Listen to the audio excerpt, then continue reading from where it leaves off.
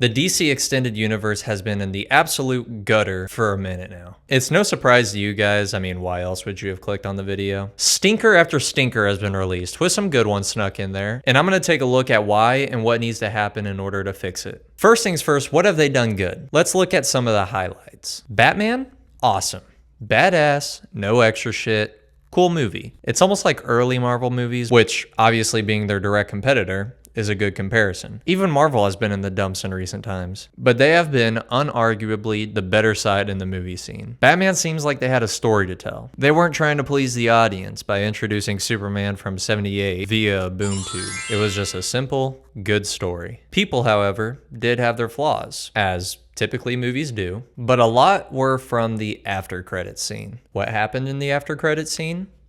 The Joker arrived. Why is this bad? Because we've had the Joker in his purest form already. Sure, Heath may not have been the most comic lore accurate Joker, but he all in all was a great villain. They took liberties that formed the character to be an amazing addition to the film. Why would we need to see another version? The story has been told. Imagine we get another Spider-Man movie, but the main villain is Vulture.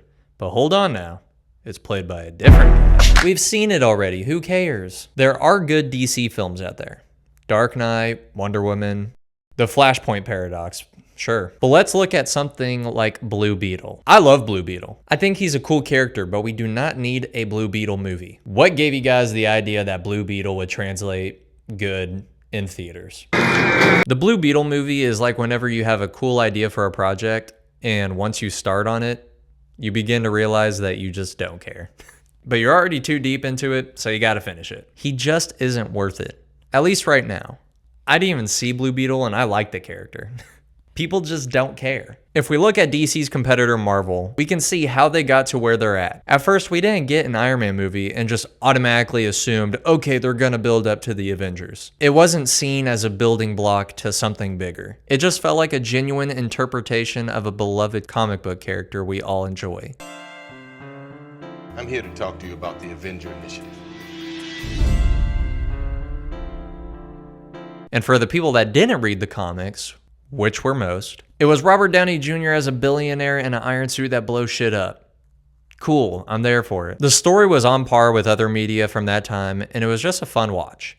Nowadays, some superhero movies are so focused on what's coming out after the project that the movie just ends up being a boring lore dump. They forget that they actually have to make the movie fun. Superhero movies are the easiest thing to make fun. And yet sometimes we still struggle because what's the point if it doesn't lead to the next event film? We had Iron Man, Captain America, Thor, then organically the Avenger movie came to be in the theaters. It felt right. The villains get bigger and bigger, so the heroes get stronger, smarter, or they team up. It ideally just makes sense. Now, let's look back at DC and what they did. They saw this dramatic increase in interest with superhero movies, and they even had their success themselves. We have the power to make good movies, but now we're playing catch up because Avengers came out. It's just a game of catch up and not about a story true to the comics. The characters in DC are awesome, so let's show that. Just make simple movies. Good movies that are fun to watch.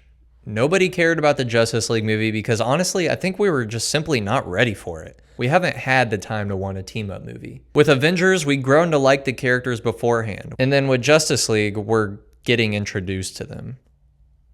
You see the problem there? Another thing is that the MCU picked their movies to work on well. We got, in order, Iron Man, Incredible Hulk, Iron Man 2, Thor, Captain America. Then we got Avengers. DCEU would have done it like Captain America, Civil War, Thor, Hawkeye, Infinity War. That's just how they operate over there. The actual release order is this, and I'm not joking. Man of Steel, Batman v Superman, Suicide Squad, Wonder Woman, Justice League. That means that before the actual team-up movie, we got introduced to only 3 of the 6 characters. Not to mention, they're missing important faces like Hawkgirl, Martian Manhunter, and Green Lantern. And you shut up about Green Lantern, all right? DC, listen to me.